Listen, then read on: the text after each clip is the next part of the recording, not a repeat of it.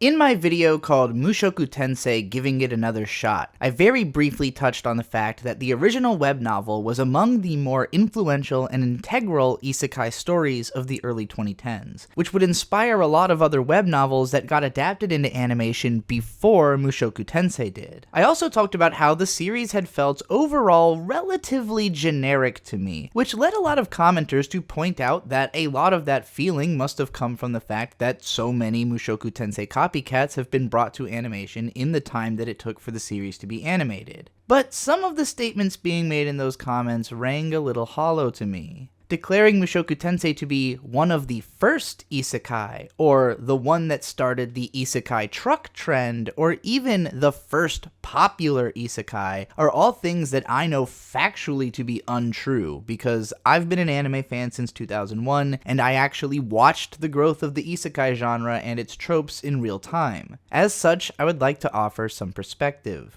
The first time that I ever saw an anime character throw themselves in front of a moving vehicle in order to rescue someone else in a display of their own secret goodness, it was Yusuke Urameshi in the first episode of Yu Yu Hakusho, which aired in 1992 originally, and in 2001 in the United States. It happens when the climax of an incredibly shitty day in the life of Yusuke comes with him saving a child and dying instead, only for his ghost to be employed by a Shinigami to help the spirit world solve demon crimes in the human world because they weren't expecting this guy to die so selflessly all of a sudden. Considering that Yusuke only briefly visits the spirit world at the start of the show and then goes through a portal to the demon world way later into the show, I wouldn't really consider it an isekai series, but I think it was unquestionably one of the reasons that main characters started getting hit by cars, saving children in the first episodes of animated shows, considering that it was massively successful and beloved. When I first noticed that there was an emerging genre of characters being sent to other worlds in a similar manner to, say, the main characters from The Lion, the Witch, and the Wardrobe or Harry Potter, which are books I'd read in the 3rd grade, it was in the early 2000s when I was first discovering all of the anime and manga that had been popular over the past decade. And at the time, I would have seen it as more of a shoujo genre.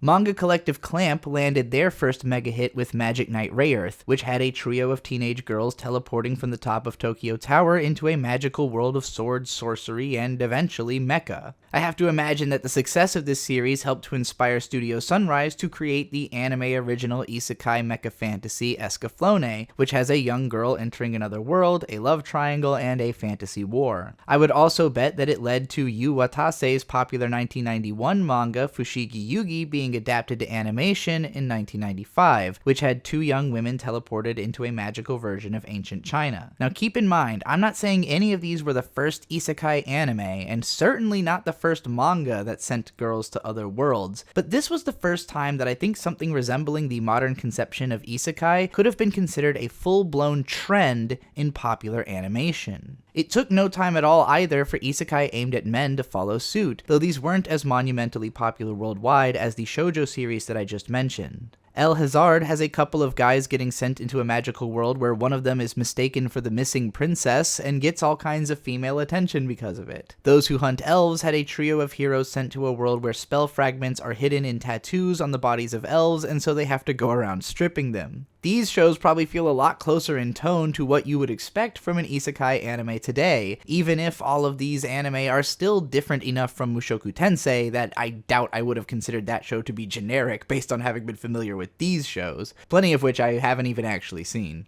Everything I just mentioned debuted from 1994 to 1996, which is in the interim of time right before the influence of Evangelion in 1995 could be felt on the anime landscape from that point forward, shaping the trends in a different direction. But Evangelion's character designer, Yoshiyuki Sadamoto sensei, would be conscripted then by CyberConnect and Bandai to bring to life the incredibly ambitious 2002 meta-franchise Dot Hack, the first popular anime series about a main character getting trapped inside of an MMORPG. Kawahara Reki Sensei would start writing Sword Art Online right around the same time that Dot Hack Sign started airing, and he published it as a web novel later that year, which would be shelved for nearly a decade until he became successful writing Excel World, and then SAO finally started getting published around 2010 and brought to animation in 2012, but we're getting ahead of ourselves.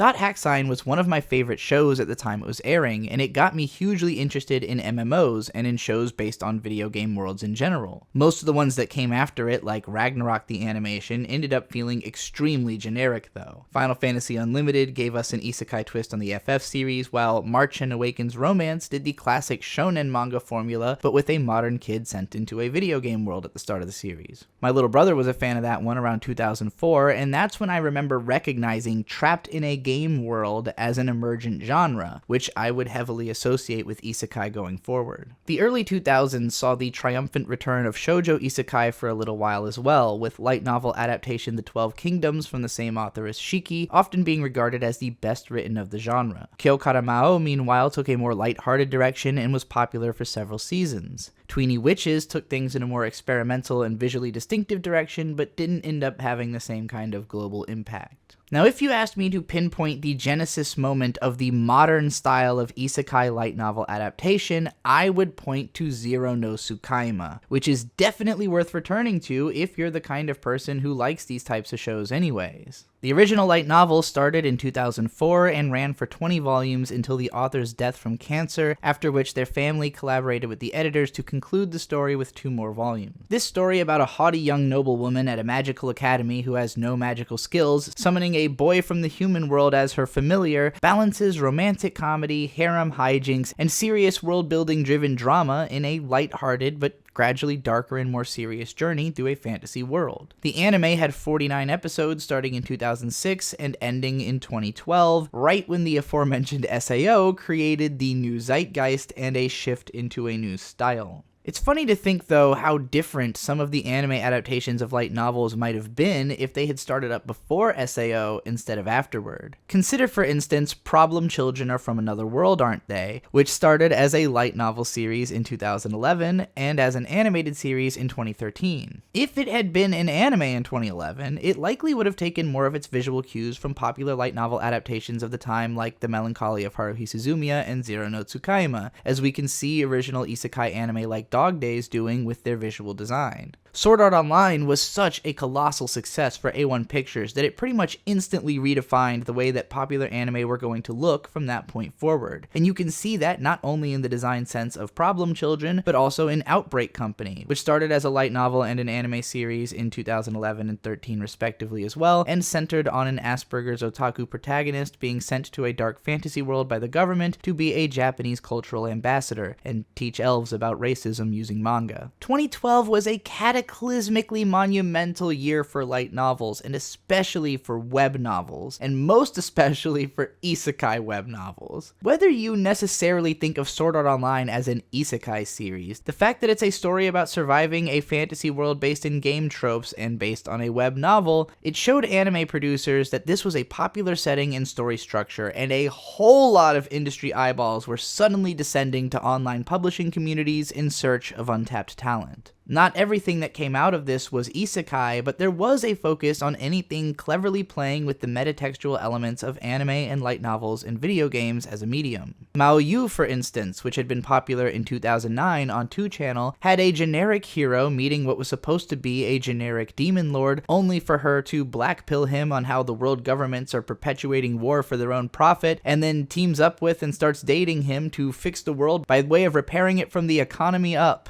It was adapted to animation in 2013, and then author Mamare Tono's next work, Log Horizon, a web novel published on Shosetsuka ni Naro in 2010, followed soon after, with what for my money is still the very best in the isekai trapped in a video game genre. You can learn a lot more about why I think the show is so good by watching my Dissecting Log Horizon series from a few years back. Gate was a popular web novel on a site called Arcadia from 2006 to 2009, and was picked up and published as a light novel in 2010, then adapted to animation starting in 2015. Overlord started on Shosetsuka ni Naro in 2010, got picked up as a light novel in 2012, and then started as an anime series in 2015 from Madhouse. No Game No Life began publishing as a light novel series in 2012, with a hugely successful anime adaptation from Madhouse in 2014 that in itself probably contributed to the ability for Overlord and Gate to get adapted in the year that followed it in the first place. This continued whirlwind of success for publishers picking up web novels for light novel publication, and then anime production committees picking up up web novel-based light novels for anime adaptation led to a rapid explosion in those adaptations going through the late 2010s, to the level where it would be senseless for me to list all of them. What matters the most here is that Mushoku Tensei started on Shosetsuka ni Naro in 2012, was adapted to light novel form starting in 2014, and then began as an anime series in 2021. The question that all of this build-up has been leading to, and which I will be answering for the rest of this video, is how much of my feeling that Mushoku Tensei is kind of generic came as a result of its similarity to stuff that already existed before the web novel began publication, and how much of it is the result of other stuff that got adapted to animation before Mushoku Tensei did, in spite of having began publication afterwards.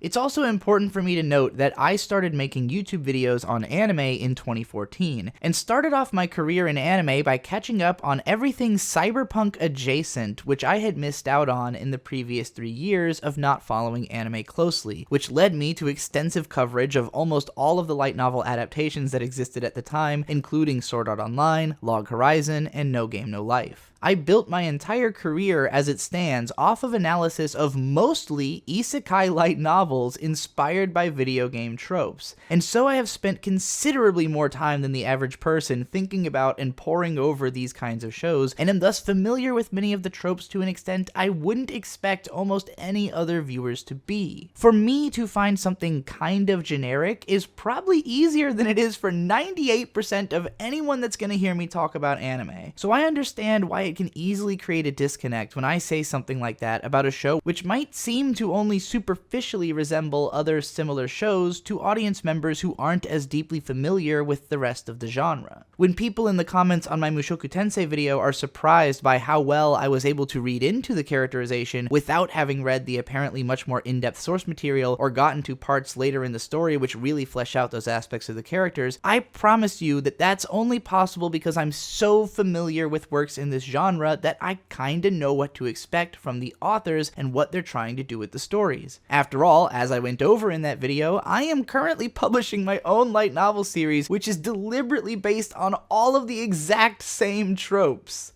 Out of all the light novel adaptations that I've listed so far, not one of them has actually opened with the main character getting hit by a truck before being sent to another world. Now, back in 2016, when Konosuba started airing its anime adaptation, I made a video in which I broke down that exact same Yu Yu Hakusho car scene while describing why I had the impression that it was going to be a very generic anime, implying that I had actually seen a number of other protagonists throwing themselves in front of trucks just recently in other shows, but thinking back now, I can't actually remember any specific examples of what I must have been referencing at the time. And so I'm sure that Konosuba's incredible success in the United States probably introduced the idea of the isekai truck to a lot of global audiences that may have never heard of the idea beforehand. Most interesting to me, though, is that Konosuba started publishing on Shosetsuka ni Naro on December 20th, 2012, just 28 days after the start of Mushoku Tensei on the same website.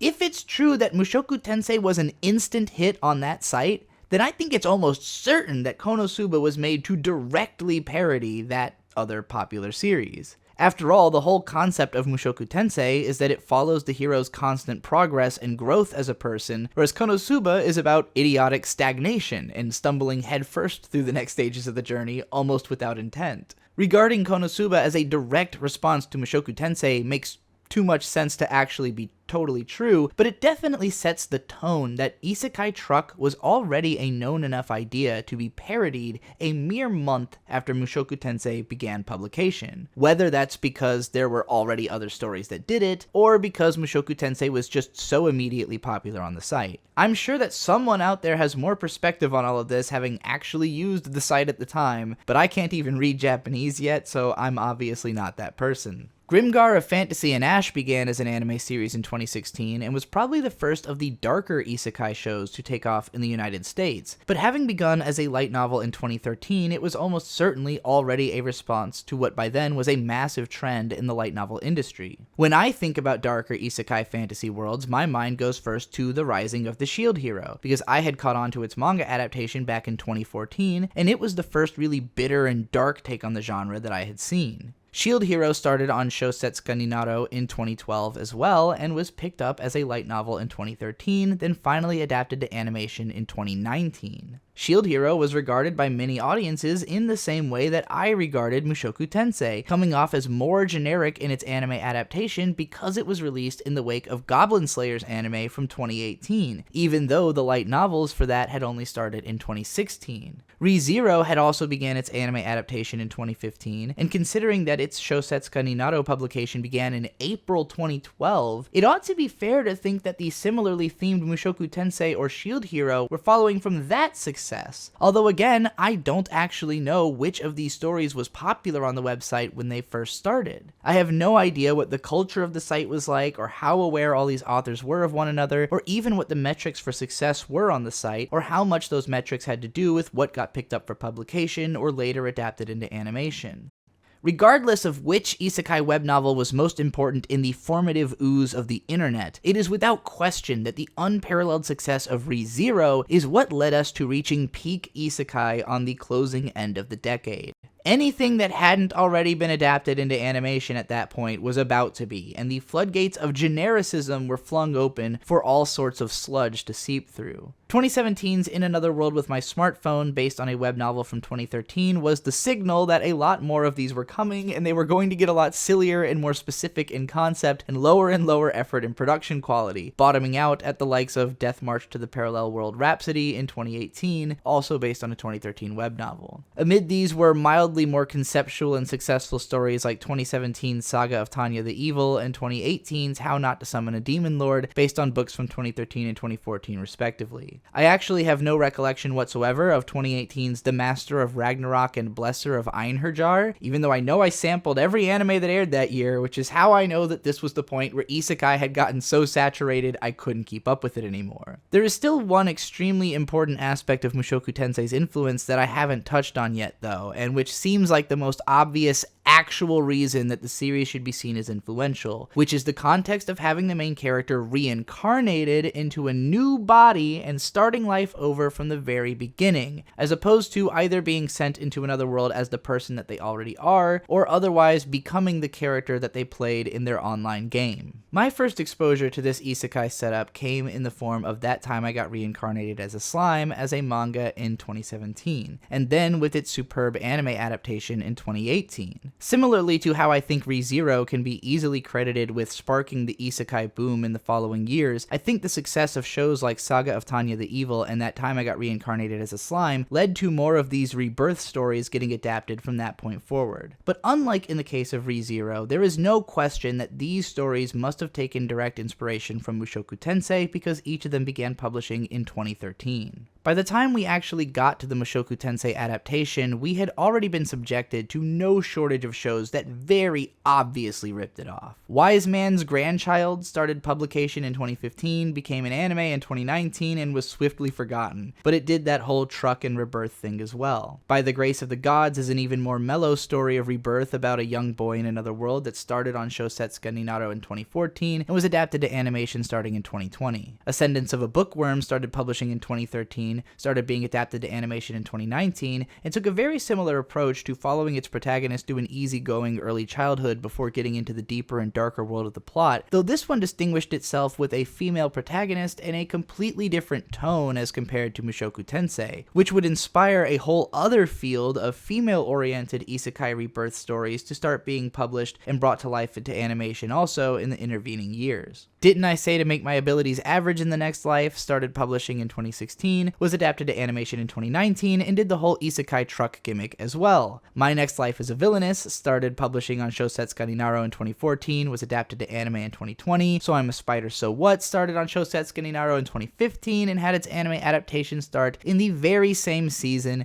as Mushoku Tensei, Winter 2021, by which point both of them did indeed seem kind of generic. So how fair is it, ultimately, to consider Mushoku Tensei to be kind of generic, and how fair is it to consider it as a highly influential isekai series? Well, this blew my mind a little bit when I realized it, but actually there is not a single anime that I've mentioned in this entire video which didn't come off to me as somewhat generic the very first time that I saw it. And to me, That's always kind of been the point. Every single one of these anime, manga, and light novels starts with the concept of what if a regular person from our world was sent to a world of fantasy and adventure. Or, as it came to be the case when video games started offering actual worlds of fantasy and adventure for regular people to explore, what if a regular person was sent into the world of a video game? And I don't just mean that to describe stories where the characters literally go into a video game, but also the countless fantasy stories like Mushoku Tensei, which are explicitly built out of video game mechanics and how they function. If you can't tell the difference, watch any isekai anime before Marchen Awakens Romance and Dot Hack, and then watch any isekai anime afterward to see how video games have fundamentally shaped the way that most light novel authors think about fantasy worlds in the modern day. In answering their central question, these stories seek to create a fantasy or video game world as easily recognizable and relatable to their prospective audience as possible. Sword Art Online was so successful more than anything else because it looked like the coolest fucking video game ever made, and really inspired the people watching the show to wish that they could play a VR game set in that world. And I'm sure we're gonna get there before very long. That spectacular central concept of trapping the whole populace of the game inside of its world, and then realizing a world that you actually kind of want to be trapped in, is by far the thing that has inspired audiences the most to search for more stories in this genre. But I also don't think that the actual storycraft of SAO has inspired a lot of other authors,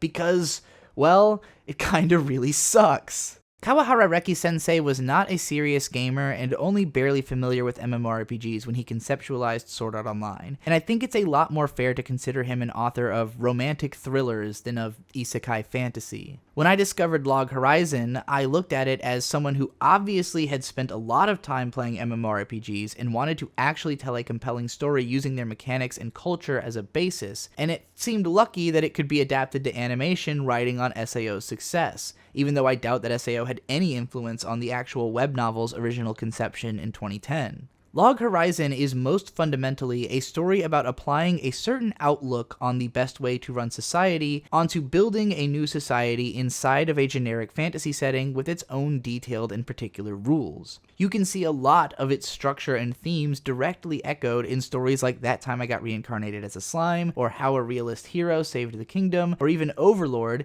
in how these stories see a main character sort of recontextualizing society around their ideals. You can also see a whole lot of Mushoku Tensei in That Time I Got Reincarnated as a Slime, with its older protagonist, reparative relationship with sexuality, and building life back up anew from a diminished state, which would all be echoed very heavily in stuff like So I'm a Spider, So What, and in the next wave of light novels that'll be coming to animation very soon, such as Reincarnated as a Sword. It's hard to say whether Mushoku Tensei's direct influence had an effect on every other reincarnation-themed light novel adaptation, or if other successes in the genre continued to spawn further successes, considering how the stuff that follows female protagonists tends to take a totally different tonal tack, but also is where more of the human reincarnations are happening, whereas more of the male-oriented manga sees heroes turning into obscure objects for hot girls to interact with, like a hot spring or a vending machine. I really do hope these all get turned into anime so the world can see just how postmodern we've gotten with this stuff.